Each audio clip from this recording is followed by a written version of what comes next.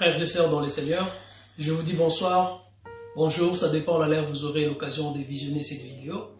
Je suis votre frère, le frère Patou.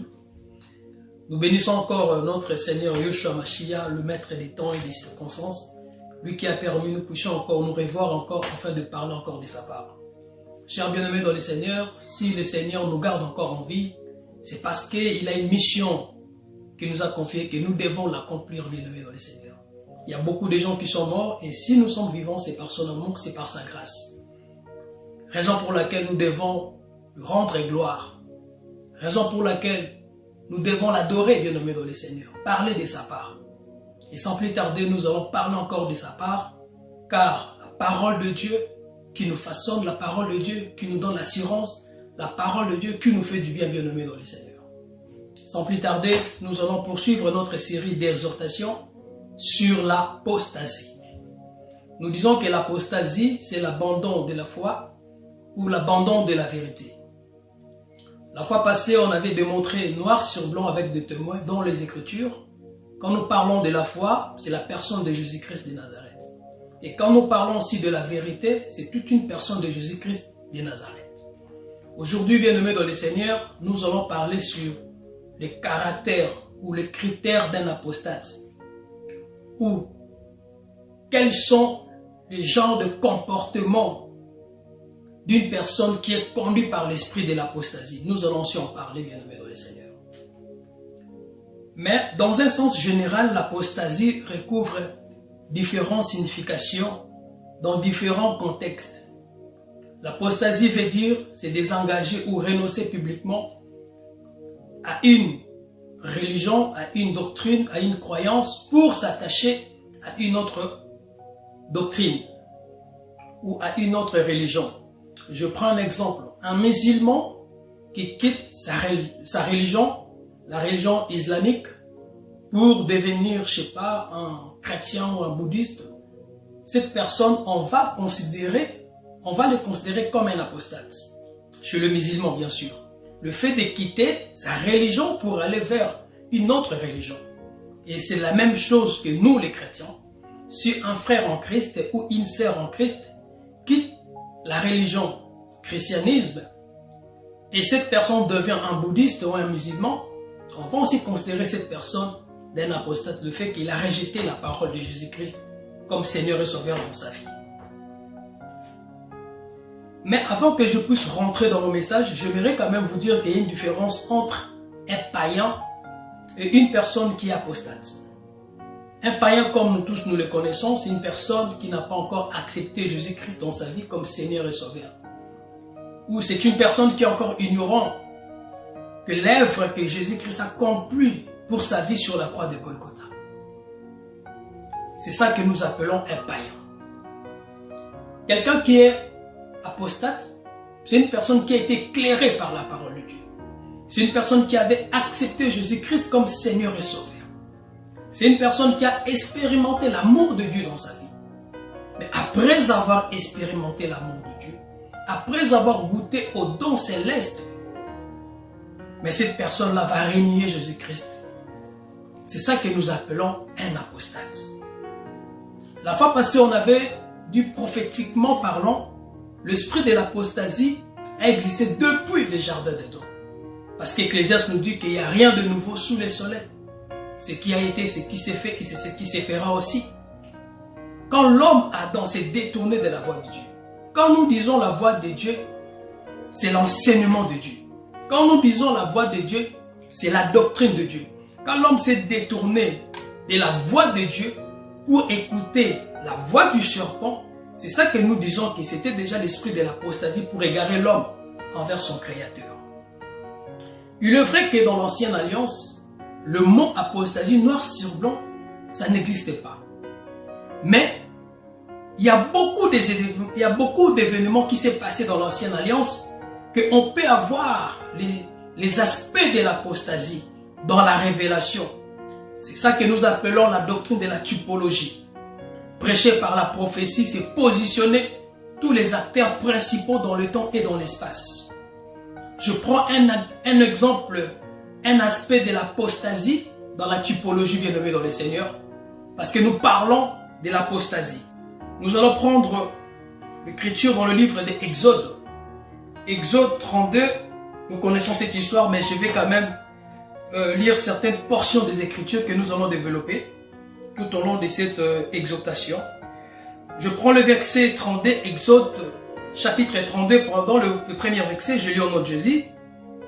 Le peuple voyait que Moïse tardait à descendre de la montagne, s'assemblait autour d'Aaron et lui dit, « Allons, fais-nous un Dieu qui marche devant nous, car c'est Moïse, cet homme, qui nous a fait sortir du pays de l'Égypte.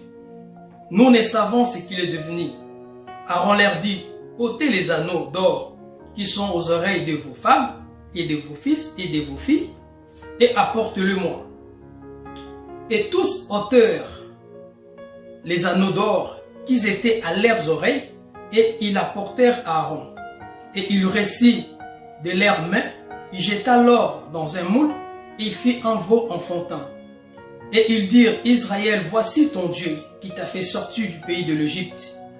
Lorsque Aaron vit cela, il bâtit un autel devant lui, et il s'écria, demain il y aura fête à l'honneur de l'Éternel. Le lendemain, ils se levèrent de bon matin, et ils offrirent des holocaustes, des sacrifices d'action de grâce. Le peuple assis pour manger et boire. Puis ils se levèrent pour se divertir. L'Éternel dit à Moïse, va, descends, car ton peuple que tu as fait sortir du pays de l'Égypte s'est corrompu. On prend le verset 25 pour gagner un peu le temps. Verset 25. Moïse, vu que le peuple était livré au désordre, que Aaron l'avait laissé dans ce désordre, exposé à l'opprobre parmi ses ennemis, Moïse se plaça à la porte du camp et dit, à moi ceux qui sont pour l'Éternel. Et tous les enfants de Lévi s'assemblèrent près de Moïse, près de lui, Moïse bien sûr, et il leur dit, ainsi parle l'Éternel, le Dieu d'Israël, que chacun de vous mette son épée au côté, traversez et parcourez le camp d'une porte à l'autre, eux que chacun tue son frère, son parent. Les enfants de Lévi virent se coordonner Moïse, environ 3000 personnes, 3000 parmi le peuple périrent en cette journée. Moïse dit, conservez-vous aujourd'hui à l'Éternel, même en sacrifiant vos fils, vos frères, afin qu'il vous corde aujourd'hui une bénédiction. Le lendemain, Moïse dit au peuple, vous avez commis un grand péché, je vais maintenant monter vers l'Éternel, j'obtiendrai peut-être le pardon de votre péché. Moïse tourna vers l'Éternel et dit, ah, ce peuple a commis un grand péché, ils se sont fait un Dieu d'or. Pardonne maintenant leurs péchés, sinon efface-moi de ton livre que tu as écrit. L'Éternel dit, c'est celui qui a péché contre moi, j'effacerai de mon livre. Amen. Chers bien-aimés dans le Seigneur, nous tous nous connaissons cette histoire de veau d'or. Quand Moïse était parti chercher le détablette du témoignage, Moïse est resté 40 jours dans la montagne de Sinaï. Et les enfants d'Israël ont commencé à murmurer. Le fait que Moïse avait duré, ils ont manqué de la patience. Il y a un pourquoi. Ils ont demandé à Aaron de le faire un Dieu qui doit marcher devant eux. Et la Bible nous dit que les enfants d'Israël ont commencé à offrir des holocaustes, des actions, des sacrifices, des actions de grâce pour le veau d'or. Bien aimé, le fait que les enfants d'Israël ont commencé à adorer le veau d'or, l'esprit de l'apostasie s'est installé au milieu du peuple d'Israël. Et ça a créé beaucoup de désordre parmi le peuple.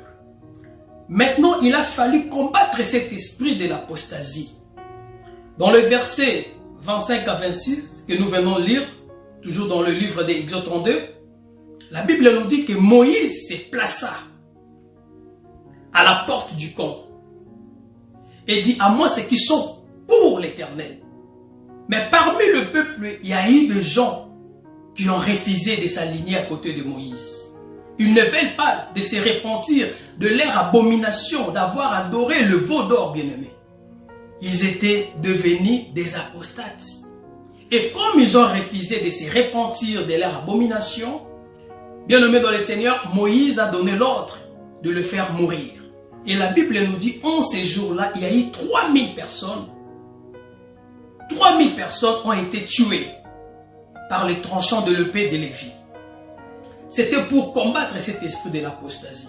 C'était pour ôter cet esprit de l'apostasie parmi le peuple, parce que nous servons un Dieu qui est très jaloux, bien-aimé dans le Seigneur. Chers bien-aimés, permettez d'abord que je puisse parler d'une manière doctrinale, d'une manière évangélique, et puis nous allons aussi parler d'une manière prophétique. Bien-aimés, le but que le Seigneur a fait sortir les enfants d'Israël en Égypte, c'était pas pour le faire mourir dans le désert. Le but que le Seigneur t'a fait sortir de l'Égypte, bien-aimé dans le Seigneur, ce n'est pas pour te faire du mal dans le désert, bien-aimé dans le Seigneur. Comprenez-vous? Mais nous comprenons que, vu que dans les déserts, il y a la souffrance, beaucoup de personnes, bien-aimées dans le Seigneur, ne supportent pas la souffrance. Ils abandonnent la voie de Dieu facilement à cause de la souffrance. Ils adorent un faux Dieu. C'est pour cela que beaucoup de gens périssent, bien-aimés dans le Seigneur, par manque de patience comme les enfants d'Israël. Ils ont manqué de la patience, bien-aimés. Or, la patience, c'est l'une des qualités d'un enfant de Dieu. La souffrance, la patience, c'est l'école de Dieu. Parce que tu ne peux pas arriver à Canaan si tu n'as pas la maturité. Jésus-Christ lui-même avait souffert, bien-aimé dans le Seigneur. La souffrance, c'est l'école de Dieu. Dieu nous taille. Dieu, il est en train de nous briser par la souffrance, bien-aimé dans le Seigneur. Mais beaucoup de gens, à cause de la souffrance, ils cèdent à la tentation. Parce que la souffrance, quand l'homme se retrouve devant une situation compliquée, il traverse des moments difficiles, l'homme a des choix.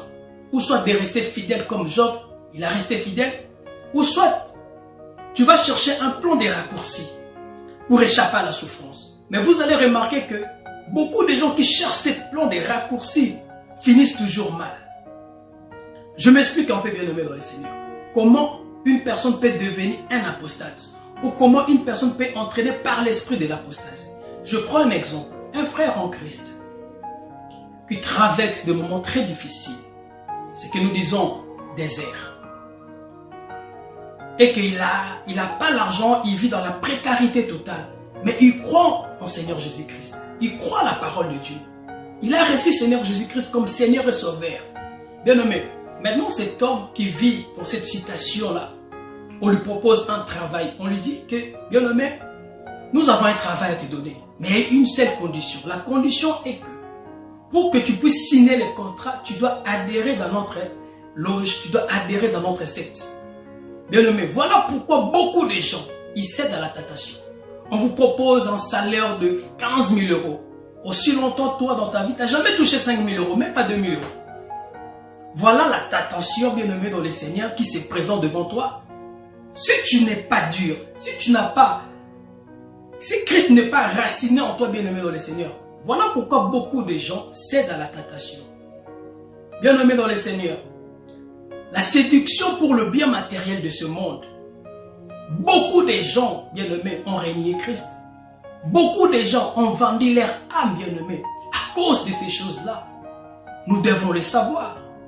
Bien-aimés dans le Seigneur, il y a une différence entre Canaan et le désert. Nous avons quitté l'Égypte, c'est bien. Nous sommes dans le désert, c'est une bonne chose. Mais finalité, c'est d'arriver à Canaan, bien-aimé dans le Seigneur. Ce n'est pas de mourir dans le désert. Il y avait un peuple que nous appelons le peuple Ramassi. Le peuple là sont sortis avec le peuple d'Israël en Égypte parce qu'ils ont vu la main de Dieu. Ce sont des gens de poursuiveurs.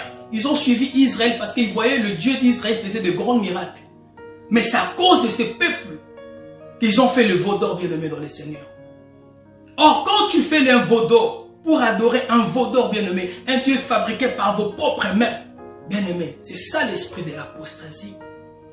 C'est ça l'esprit de l'idolâtrie, bien-aimé dans le Seigneur. Le peuple ramassé là sont beaucoup au jour d'aujourd'hui dans nos assemblées, bien-aimés dans le Seigneur. Il te dit, oui, Jésus-Christ, il est Dieu. Mais il y a aussi des gens aussi qui pratiquent certaines choses. Et la réponse est tellement rapide, bien-aimés dans le Seigneur. Ces gens-là, ils sont là parmi nous, qui excitent les enfants de Dieu à faire un mauvais choix, bien-aimés dans le Seigneur.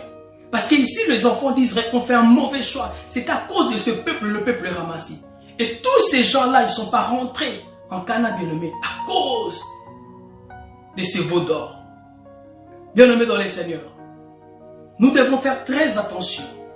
Parce que ce n'est pas tout le monde qui parle de la part de Dieu. Ce n'est pas tout le monde qui prêche la parole de Dieu. Ce n'est pas tout le monde qui vient à l'église, bien-aimé dans le Seigneur. C'est un enfant de Dieu. Non, bien-aimé. Nous devons faire très attention. Car le peuple ramassé sont là aussi pour nous exciter afin d'adorer d'autres dieux. Il te dit oui, mais tu peux aussi faire ça, hein, c'est pas grave. Hein? Or qu'à la lumière des Écritures, nous voyons que c'est grave. On peut qu'adorer le véritable Dieu, le Créateur des cieux et la terre, bien-aimé dans le Seigneur. Ici, j'étais dans la partie évangélique. Maintenant, le fait que toute écriture doit rendre témoignage à Christ. Parce que tout à l'heure, on a parlé d'une manière évangélique. Là, maintenant, nous allons quand même voler un peu pour les siècles qui se retrouvent. Bien-aimé dans le Seigneur. Prêcher par la prophétie, d'abord, c'est positionner les acteurs principaux dans le temps et dans l'espace. Ici, l'acteur principal, c'est le veau d'or. Alors, nous allons maintenant le positionner dans le temps et dans l'espace.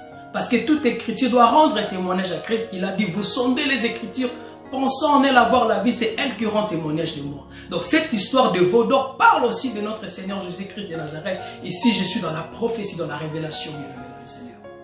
Quand les enfants d'Israël ont demandé à Aaron de le faire un Dieu qui doit marcher devant eux, bien-aimé, Aaron pouvait faire n'importe quelle statue. Mais pourquoi Aaron a fait un veau d'or? Dans la révélation, nous comprenons que Aaron voulait simplement dire, vous voulez un Dieu, mais votre Dieu ou votre roi ne viendra pas comme un roi, mais comme un serviteur. Parce que le veau explique serviteur. C'est pour cela que Christ a dit dans le livre de Marc, chapitre 10, le verset 45, « Car le Fils de l'homme est venu non pour être servi, mais pour servir et donner sa vie comme la ration de plusieurs. » Donc c'est Jésus-Christ qui est le veau. C'est Jésus-Christ qui est le serviteur, qui doit donner sa vie pour nous, bien-aimés dans le Seigneur. C'est pour cela que nous allons aussi remarquer dans le livre d'Apocalypse, chapitre 4, le verset 6, on nous parle des 4 êtres vivants. Le premier être vivant, c'est le lion, qui symbolise la force, la puissance. C'est la doctrine, bien-aimée dans le Seigneur. Et le deuxième être vivant, c'est le veau qui symbolise la souffrance, qui symbolise les sacrifices. Le serviteur, c'est lui qui donne sa vie pour tous, pour la ration de plusieurs, bien-aimés dans le Seigneur. Et le troisième être vivant, c'est l'homme. Dans le livre de Jean 19, verset 5, Pilate présente Christ, voici l'homme. Oui, c'est lui l'homme, le chef de l'église, bien-aimé. Le chef suprême de l'église, c'est lui la tête. Et nous sommes ses femmes, bien-aimés dans le Seigneur. Et les 4 êtres vivants, le quatrième être vivant, bien-aimé dans le Seigneur, c'est l'aigle. C'est lui qui incarne l'esprit de la prophétie, bien-aimé dans le Seigneur. Ou c'est lui qui n'a pas de demeure parmi les hommes. Raison pour laquelle Christ a parlé dans le livre de Matthieu comme lion, a parlé dans le livre de Marc comme veau, a parlé dans le livre de Luc comme l'homme, a parlé dans le livre de Jean comme l'aigle, bien-aimé dans le Seigneur. Et pour aller encore plus loin, nous voyons encore les 4 fils d'Aaron qui doivent expliquer la personne qui est assise sur le trône, qui n'est rien d'autre que Aaron, le souverain sacrificateur. Parce que les 4 fils d'Aaron présentaient Aaron. Et nous allons voir aussi les 4 bras du fleuve qui doivent arroser le jardin, bien-aimé. Et nous allons voir encore les 4 femmes de Jacob. En fait, il y en a tellement beaucoup, mais nous ne sommes pas là. L'or explique la royauté. Bien-aimé dans le Seigneur, parce que le veau, c'était veau d'or. Donc le veau, je vais vous expliquer que c'est le serviteur. L'or maintenant explique la royauté. Jésus-Christ est devant Pilate. Nous connaissons cette histoire dans le livre de Jean 18, le verset 37. Pilate lui dit, tu es le roi. Jésus répond, tu le dis, je suis roi et je suis venu dans le monde pour rendre témoignage à la vérité. Donc nous comprenons que Aaron voulait seulement dire que votre Dieu ne viendra pas comme un roi mais comme un serviteur. Ici je suis dans la révélation. Il ne faut pas me tenir rigueur, je suis dans la révélation. Chers bien-aimés, nous poursuivons encore notre exhortation toujours. Je prends encore un aspect de l'apostasie dans la typologie toujours, bien-aimés dans le Seigneur, mais on va gagner un peu le temps. Dans le livre des 1 Roi, chapitre 16, le verset 28. La Bible nous parle quand roi Akab devient roi en Israël, il avait introduit le kit des Baals, d'Astarté, toutes ces choses-là que nous connaissons. Bien aimé, c'était à cause de sa femme Jézabel. Jézabel qui est une femme étrangère et une sidonienne. C'est lui qui avait ramené le Dieu des étrangers en Israël. Et les enfants d'Israël ont commencé à adorer le veau, ont commencé à adorer le Dieu de Baal, le Dieu d'Astarté, bien aimé dans le Seigneur.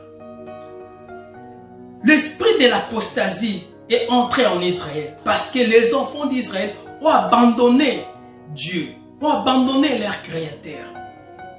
Bien aimé, vu que l'esprit de l'apostasie régnait en Israël, raison pour laquelle le prophète Élie avait prononcé une parole prophétique en disant ceci: il y aura ces années ni rosée ni pluie, sinon à ma parole. Parce que les enfants d'Israël ont abandonné Dieu pour adorer Baal.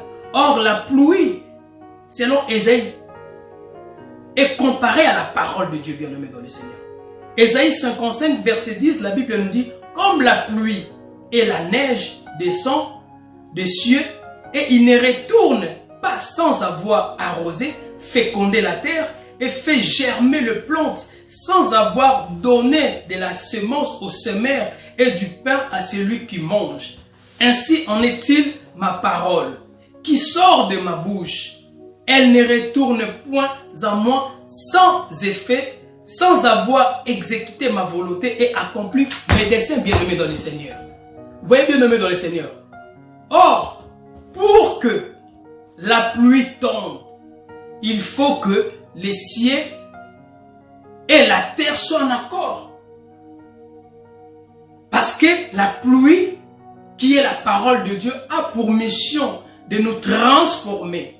Mais la pluie ne pouvait pas tomber aussi longtemps Israël ont rejeté Christ. Aussi longtemps, Israël ont abandonné Dieu, bien-aimé dans le Seigneur, pour adorer Baal.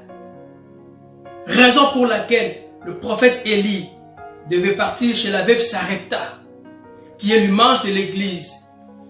C'est les nations, pour faire tomber la pluie, parce que la pluie c'est le Fils. Le Fils c'est la parole de Dieu, bien-aimé dans le Seigneur. Comprenez ce que je suis en train de dire? Parce que le Fils c'est la pluie, parce que quand la pluie tombe avec la sémence pour germer, fait germer le plant, bien-aimé dans le Seigneur. Il y a une sémence quand la pluie tombe, c'est pour nous façonner, bien-aimé dans le Seigneur, afin que nous puissions produire de bons fruits, bien-aimés. Mais aussi le temps Israël a abandonné Dieu pour adorer le Dieu de Baal, Astarté. La pluie ne pouvait pas tomber, bien-aimé dans le Seigneur. Mais dans la ville de Sarepta, il y avait plusieurs veuves aussi. Je vais prendre une autoroute, je vais retourner rapidement, supportez-moi. Dans la ville de Sarepta, il y avait plusieurs veuves. Mais le prophète Élie n'a pas visité toutes les veuves, bien-aimées dans le Seigneur, mais une seule veuve. Nous comprenons que aujourd'hui il y a plusieurs églises. J'aime ça. Nous comprenons qu'aujourd'hui il y a plusieurs églises, mais toutes les églises là que vous voyez, bien-aimés, laisse-moi vous dire la vérité, il n'y a qu'une seule église qui prêche la véritable parole de Dieu. C'est l'église de Jésus-Christ de Nazareth. Il a dit, le séjour de mort ne prévendons jamais contre elle. L'église là où nous respectons l'agneau dans sa totalité. Là où nous prêchons la sainte doctrine. Là où nous respectons le pourquoi, le comment, le quand de chaque chose dans les Écritures, bien-aimés. Bien-aimés, de la même manière que Israël a abandonné Dieu, le Tout-Puissant, le Créateur de toutes choses. C'est aussi la même manière que Israël a rejeté Christ. C'est pour cela que Christ a dit, malheur à vous, Jérusalem, Israël, parce que vous n'avez pas connu le temps où vous avez été visités. Mais aujourd'hui, nous les nations, nous l'église, nous bénéficions la pluie de l'arrière-saison. Parce que la pluie de la première saison ne pouvait pas donner la bonne semence. C'était pour la condamnation. Donc nous bénéficions la pluie de l'arrière-saison. Parce que le véritable Élie nous a visités. Le véritable Élie n'est rien d'autre que notre Seigneur Jésus-Christ de Nazareth. Bien-aimé, le prophète de Baal que je suis en train de parler ici, je retourne maintenant dans mon message. Le prophète de Baal que je suis en train de parler ici, ils sont nombreux parmi nous au jour d'aujourd'hui. qui ne prêche de faux enseignements, qui nous présente un agneau plein de défauts, bien-aimés dans le Seigneur. Il nous prêche des enseignements qui viennent du diable, bien-aimés dans le Seigneur. C'est pour égarer les enfants de Dieu. Il fait tomber une fausse pluie, une pluie qui n'a pas de semences, bien-aimés dans le Seigneur. Leur citerne est vide, bien-aimés dans le Seigneur. Bien-aimés, soyons prudents, bien-aimés dans le Seigneur. Soyons prudents, soyons prudents. Ne devenons pas des fanatiques de nos pasteurs. Beaucoup de chrétiens au jour d'aujourd'hui sont devenus des fanatiques de leurs pasteurs. C'est triste, bien-aimés dans le Seigneur. Même quand leurs pasteurs, ils ne prêchent pas des choses qui sont correctes à la lumière des Écritures, vous acceptez, bien-aimés dans le Seigneur. Faites attention, car vous mettez votre foi en danger. Vous mettrez votre salut en danger en écoutant ce genre de messages de prophètes de Baal, bien-aimés dans le Seigneur. Bien-aimés, malgré l'esprit de l'apostasie régné en Israël, bien-aimés dans le Seigneur, la Bible nous dit dans le livre de 1 Roi chapitre 19, le verset 18, la Bible nous dit qu'il y a eu 7000 hommes, j'ai bien dit, pas 7000 prophètes, mais 7000 hommes, tous, ceux qui n'ont point fléchi leurs genoux devant Baal. Le chiffre 7, c'est la perfection. C'est la marche de l'église vers la perfection, bien-aimés. Qu'est-ce que je veux dire par là, bien-aimés? Nous traversons un moment très difficile. Un moment très difficile, bien-aimés, car l'esprit de l'apostasie règne, bien-aimés, dans le Seigneur en ce moment. Le monde est pollué par le péché, bien-aimés, à cause de cet esprit de l'apostasie. Mais j'ose croire qu'il y a encore des gens qui n'ont pas fléchi leurs genoux devant Baal. J'ose croire qu'il y a encore des gens qui n'ont pas fléchi leurs genoux devant Astarté. J'ose croire qu'il y a encore des gens qui n'ont pas fléchi genoux devant le Dieu de Mammon. J'ose croire qu'il y a encore des gens qui n'ont pas fléchi genoux devant le mensonge, devant l'impudicité, bien-aimés dans le Seigneur. J'ose croire qu'il y a encore les 7000 hommes qui marchent dans la crainte de Dieu, qui marchent dans la sainteté, bien-aimés, qui marchent à l'obéissance de la parole de Dieu, bien-aimé. J'ose croire à cela. Oui, bien-aimé dans le Seigneur. Même si le monde est pollué par le péché, car l'esprit de l'apostasie règne, nous devons rester toujours focus, bien-aimé dans le Seigneur, parce qu'il y a un prix à gagner. Nous serons couronnés, bien-aimé dans le Seigneur. Que personne ne vous trompe, bien-aimé dans le Seigneur. L'esprit de l'apostasie règne. Je vais prendre encore un autre exemple de roi Salomon. Nous tous, nous connaissons cette histoire. Vous permettez quand même, je vais essayer de lire un peu vite fait dans le livre de 1 Roi, chapitre 11, le premier verset, bien-aimé dans le Seigneur. Le roi Salomon aima beaucoup des femmes étrangères, autres la fille des Pharaons, des Moabites, des Ammonites, des Édomites, des Sidoniennes, des Étiennes, appartenant aux nations dont l'Éternel avait dit aux enfants d'Israël, vous n'irez point chez elles, et elles ne viendront point chez vous. Elles détourneraient certainement vos cœurs du côté de leur Dieu. Et se fit à ces nations que, s'attachant Salomon, entraîné par l'amour, il y 700 princesses pour femmes et 300 concubines, et ces femmes détournèrent son cœur. À l'époque de la vieillesse de Salomon, ces femmes inclinèrent son cœur vers d'autres dieux, et son cœur ne fut point tout entier à l'Éternel son Dieu, comme l'avait été le cœur de David son père.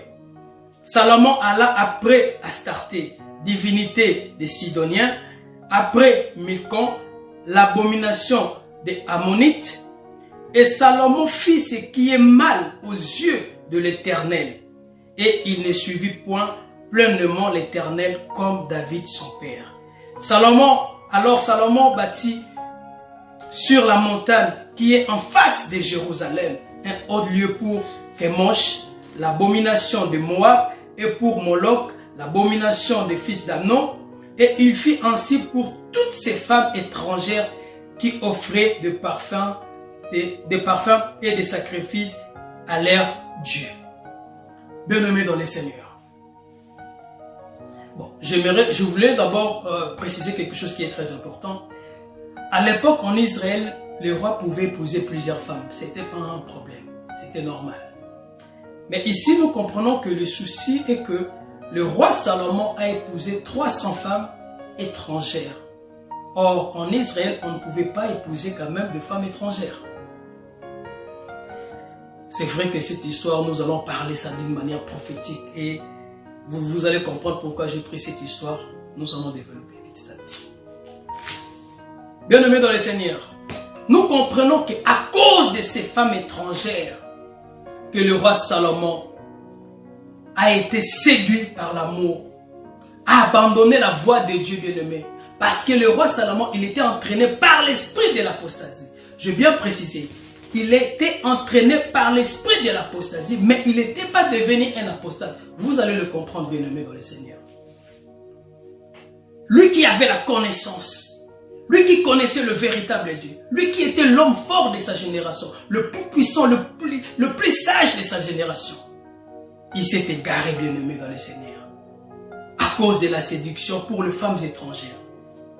En grec, la séduction veut dire apoplaneo, qui signifie égarer, se tromper, amener une personne hors du chemin. Et dans la séduction, il y a toujours une fausse assurance, bien-aimé. Or, l'apostasie, c'est tout un esprit d'égarement. Ici, je suis dans la doctrine. Je veux quand même monter parce que Salomon, c'est le frère de notre assemblée. Il est en train de se reposer en ce moment. J'aime comme mon docteur Roger voulait lui parler comme ça. Je l'aime beaucoup. Ici, je suis dans la doctrine. Mais dans la révélation, Salomon, c'est le type de Christ. Et les 300 femmes-là, ce sont des nations. Ce sont des étrangers des nations. C'est l'église, bien-aimée dans le Seigneur. Les 300 femmes représentent l'église. Parce que le chiffre 3, c'est le chiffre d'achat pour une femme. Bien-aimés dans le Seigneur, nous comprenons que le véritable Salomon, qui est notre Seigneur Jésus-Christ, devait quitter le Jérusalem céleste, qui est le ciel, pour venir sur la terre. Il s'est fait pécher pour nous sauver. Ephésiens 2. Ephésiens chapitre 2, le verset 12 à 13.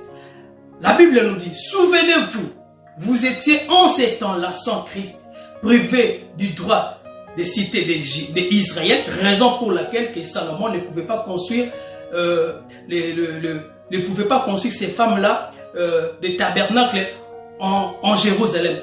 La Bible nous dit qu'il a construit en face de Jérusalem. Il y a un pourquoi. Donc, la Bible nous dit, souvenez-vous que vous étiez en ces temps-là, sans Christ, privés du droit de citer en Israël, étrangers aux alliances de la promesse, sans espérance et sans Dieu dans le monde. Mais, maintenant, en Jésus-Christ, vous qui étiez jadis éloignés, vous avez été rapprochés par le sang de Christ. Bien-aimé, Christ nous a délivrés sur la croix. Il a expié nos péchés. Aujourd'hui, nous sommes libres, bien-aimés. Bien-aimés, le mouvement que Salomon faisait, que nous venons de lire, quand il rentrait dans le temple de ses divinités pour offrir des parfums, des holocaustes et toutes ces choses-là, bien-aimés, c'était le séjour de mort. Comprenez? Et de la même manière que Christ est parti dans le séjour de mort pour prêcher aux esprits en prison qui autrefois étaient incrédules au jour de Noé, bien-aimés dans le Seigneur. Ici, je suis dans la révélation. Je descends maintenant. Je m'explique. Le roi Salomon, il était entraîné par l'esprit de l'apostasie. Je m'adresse à une personne en ce moment. Vous qui êtes égarés, séduits par de faux enseignements. Bien-aimés dans le Seigneur, vous qui abandonnez Jésus-Christ, qui abandonnez la sainte doctrine en disant que non, Jésus-Christ, ce n'est pas notre Dieu. Moi, je suis noir. Notre Dieu, bien-aimé, c'est je ne sais pas comment. Moi, je ne crois pas en Jésus. Je ne crois plus, c'est fini. Bien-aimé dans le Seigneur, laisse-moi te dire, la Bible me dit que nous sommes rachetés par un grand prix, par le sang précieux de l'agneau. Alors, le sang n'a pas de couleur. Je m'adresse à toi. Toi qui penses que Jésus-Christ est venu pour le blanc, tu t'es trop bien-aimé dans le Seigneur. La Bible nous dit, nous ne sommes pas rachetés par une race, non, par le sang précieux de l'agneau, bien-aimé dans le Seigneur. C'est le sang de notre Seigneur Jésus-Christ. Bien-aimé, toi qui as régné Christ, pour adorer notre Dieu bien-aimé dans le Seigneur de gloire a besoin de toi. Il veut que tu puisses renoncer à ces choses-là et de rentrer à la bergerie. Parce que quand nous lisons Ecclésiaste, on a compris que Salomon, il s'est repenti bien-aimé dans le Seigneur. il est rentré dans la bergerie. Parce que Salomon, c'est un Élie. C'est le type de Christ. Il ne peut pas se perdre pour du bon, bien-aimé dans le Seigneur. Bien-aimé, la trompette va sonner bientôt. Ne restez pas là. Sors du milieu d'elle, bien-aimé dans le Seigneur. Sortez. Le temps est très mauvais, bien-aimé dans le Seigneur. Que le Seigneur vous bénisse. Aujourd'hui, nous allons terminer